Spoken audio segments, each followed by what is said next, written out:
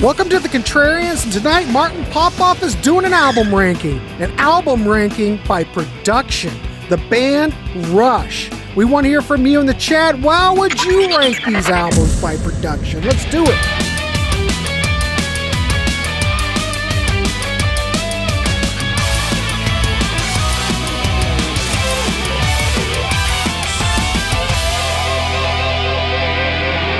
Which Rush albums sound like crap and which ones sound pretty good? That's what we're looking at today. We're going to rank the Rush catalog by their productions. We got 19 albums in total. I'm leaving out feedback because I protest, because I hate feedback. I think it was a stupid little EP. So we're leaving that out. It is just an EP of covers. So we are looking at the 19 studio albums from Rush all the way up to Clockwork Angels. So so let's take a look here. So we're going to reverse rank these. We're going to start with Presto at number 19. Presto's produced by Rupert Hine. It's recorded at Le Studio and McClear Place, so they're doing the rural Quebec thing and the at home in Toronto thing. I think it's just a thin sounding record. This is apparently, when they're trying to move a little bit away from keyboards, but they really don't move away from that thin sound. I think the drum sounds are very thin on this as well. I don't feel like there's any heft to the guitars. This is, when Geddy is kind of like exploring more, so he wants to be considered more of a, working on his craft as a singer, and they're also kind of thinking about songwriting a little more, and I think they've kind of left the production to the side. Number 18, also Rupert Hine, Roll the Bones. Same place as Le Studio, McClear Place, same kind of sound. They had a little bit of a hit with this record. It was a little bit of a return to form in terms of their commercial. It was more or less the notorious thing with having the rap on the title track. I think the production's still not great on this. Number 17, I've got Hold Your Fire. It's recorded all over the place in England. Very expensive album to make. Peter Collins, right? We've got the Manor. Peter's just sadly no longer with us. We've got the Manor. We've got Ridge Farm, Air, Montserrat. Before that whole thing, it would have been Montserrat, I guess so. McClear Place again in Toronto. Here you've got this. This is the band kind of really exploring their English sounds. This is what Peter Collins brought to the band. This kind of this kind of synth pop. How does it translate on the radio, on English radio? It's a there's a whole philosophy around wanting to be kind of mid-rangey and tight within your ranges. And I just feel like we know we don't like the songs on this album a lot, particularly Rush fans really hold this album in pretty low regard. But I think the production's not great on it as well. Number 16, we've got Caress of Steel. I've always thought the production here was quite good in all departments except not a lot of bottom end to it, but otherwise I think it's pretty good. It really reminds me of the character that you get on A Farewell to Kings and Permanent Waves, a little bit on Moving Pictures, not so much 2112. Well, let's put it this way. I'd say the top 80% of it matches up with 2112, but the bottom is kind of not there. But otherwise, I think it's a good production. The performances are good. I think Terry captures them very vital. This is Terry Brown working at Toronto Sound. Number 15, I've got Power Windows. Peter Collins again. Same kind of thing. The Manor, Sarm East, Angel in London, Abbey Road in London, Air, AIR, Salem and Montserrat. Here, the difference between this and Hold Your Fire is I think this does have bottom end. They still have a semblance of thinking about how do we incorporate kind of like all frequencies in this. You think of the big money and it does feel like a powerful production, even though it is a newer 80s production with a lot of synthesizers. 14, I've got Snakes and Arrows. Nick, I should have practiced this again before I was doing this. Long story. I got a new mic and all that. And I was going to do this a couple of days ago. So Raskullinage. Lineage. Yes. Okay. I actually did the whole pronounce thing to go on because I keep forgetting how to pronounce that. But it is Nick. And it is this is recorded at Grandmaster, Los Angeles, Lair, Shokan, New York. This is the band sounding very analog again. I think you get a lot of analog sounds. I always thought it was kind of strange. I've never liked the idea of massaging in acoustic guitars with electronic, guitar, bass, and drums. But there's a fair bit of that on here. It always reminds me of just like a woofer that's got a rip in it, kind of thing.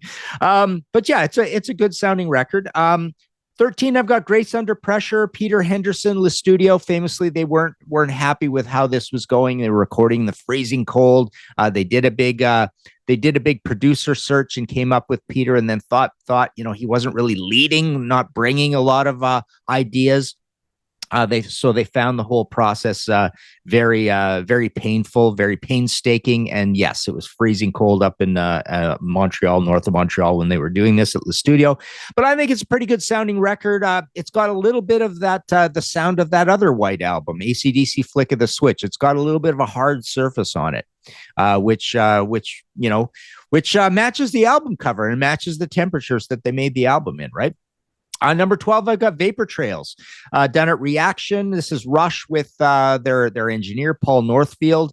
This album is a real standout singular album. I think this album is probably their most experimental record.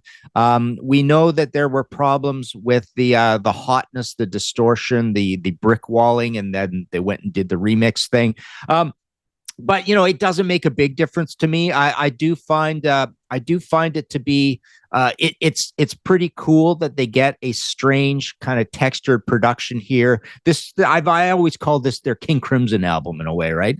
But I find that the production is eccentric the same way that the songs are kind of eccentric, and that's pretty cool. So everything about this album, the 360 deal of this album is that it is a standalone. It's kind of the band's Saint Anger in a way. Okay. Next, we've got number 11. I've got the self-titled Rush, Terry Brown with the band. Long story, kind of like broken up sessions. We got Eastern Sound and Toronto Sound. For 1974, I think this is a perfectly fine sounding record. It's a little thin on the bottom end, but it's generally a pretty good sounding record. I think you got good brightness in there, good mid range. For a baby band recording in Canada for a 1974 album, I think it sounds perfectly fine. Number 10, I've got A Farewell to Kings, Terry Brown working at Rockfield, the famous Rockfield in Wales, right? So here we've got a record that. Again, it reminds me very much of Caress of Steel. It is bright and meticulous and scientific and tight sounding. It's kind of a little frantic, a little high in the mids. It doesn't have a lot of bottom end, but that makes everything exciting and lively and visceral. So that's kind of cool about it. But I've always thought it's lacking in some heaviness. Number 9, I've got Test for Echo. Recorded at Bearsville in New York, and Reaction. Peter Collins back with a whole different sound at this point. There's another one in between, but so this is Mr. Big, they called Peter Collins. He did have opinions and personalities and ideas and things he wanted to do. He's a very knowledgeable guy, but I think here they get a good, powerful sound. The guitars are huge on this album. I've no issues with the production on this record. Number 8, I've got Fly By Night, Terry Brown again at Toronto Sound, and I think what you get here is the best of all worlds for those early productions. It's not quite to 2112 standards. We're going to get to that in a second, but I think they've just got everything working here, everything dialed in. I think it's got good bottom end. You hear that in a big way when Anthem kicks off. You get great separation in all those different challenging drum sounds. Everybody sounds clear. Everybody's placed in the mix right. So it's just a good, correct early to mid 70s production sound. Number 7, I've got 2112. And 2112 is a very good sounding record, but it's a little stuffy. Yeah, it's how would I describe it? It's a little bit reminds me of my slight misgiving that I have with Metallica's Black album, where everything's correct, but you're not excited about anything in terms of the production. Now it's got a lot of ear candy. That's pretty cool because it's a half concept album, so they put in a lot of neat production touches, right? Icing on the cake. And yeah, you do hear Passage to Bang. Oh, boy, I would say. Yeah, I would say it might even be lacking a little bit in the high end, I think. So in that respect, it's got a tiny bit of my slight misgiving about moving pictures when it comes to the production.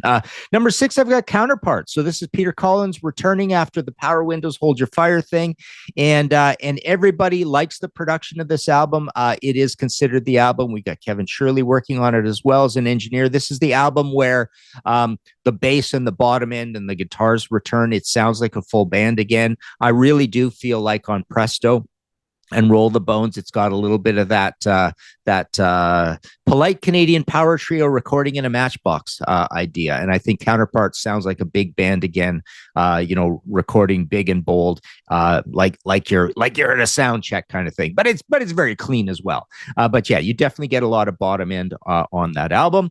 Number 5, we got Permanent Waves, Terry Brown, List Studio. So we're back up to the iconic List Studio, which is no longer there.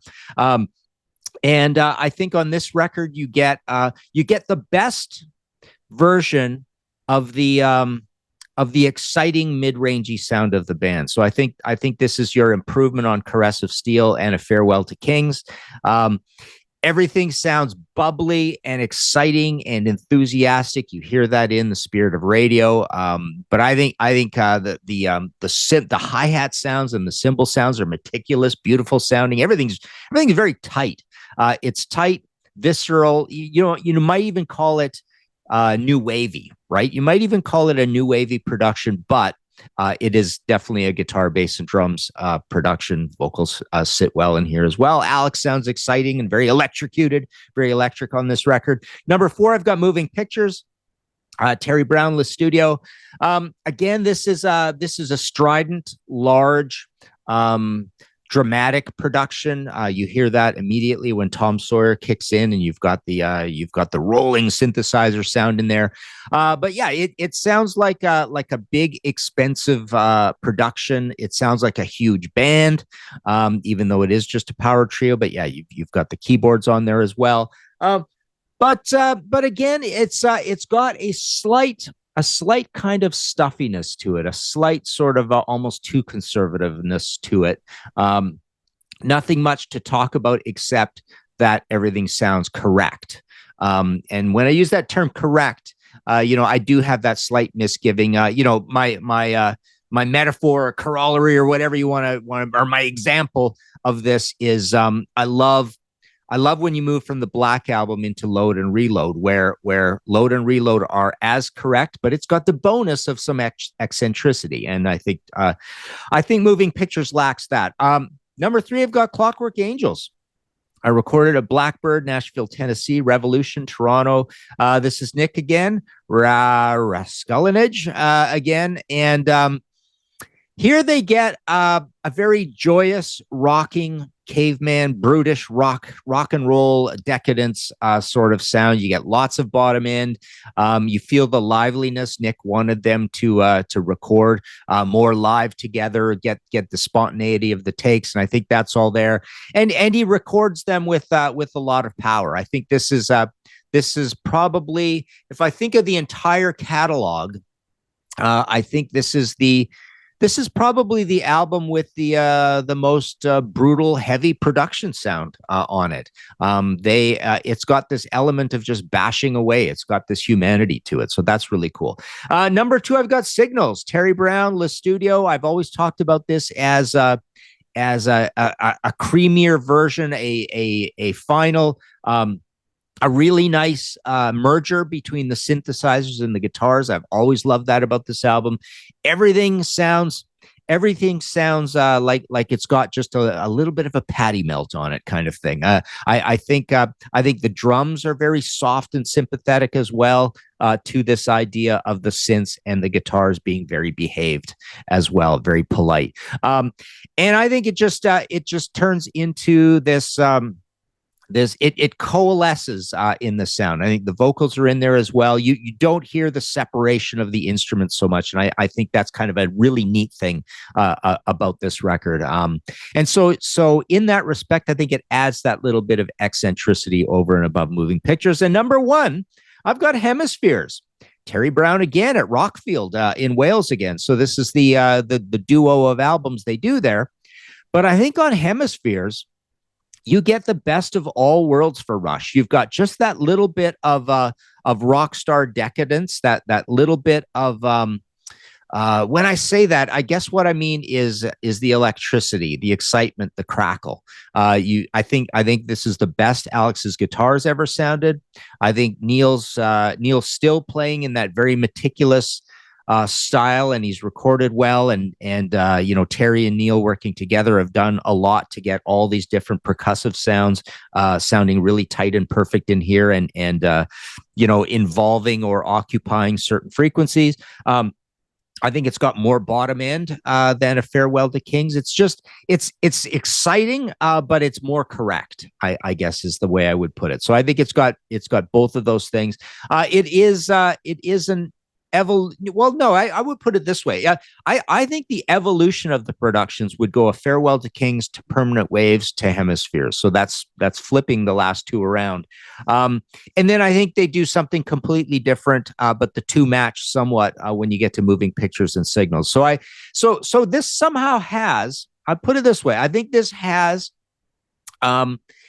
it has the lessons learned from a Farewell to Kings, but it has the excitement of Fly By Night, put it that way. So there you go. That is the Rush albums ranked by production. Let us know what you think in the comments below. If I've got this wrong, please subscribe if you haven't subscribed yet. I've got a big trio of Rush books. I can still supply those. Some in hardcover, but all in soft cover. The hardcovers are almost gone. I think I've got a couple in the rare box of my Anthem, and I might have a Limelight. Driven is still available in hardcover. And I can still supply Rush album by album as well. So that's all at martinpopoff.com. Check out my audio podcast as well, History in 5 Songs. There you go. Rush's albums ranked by production.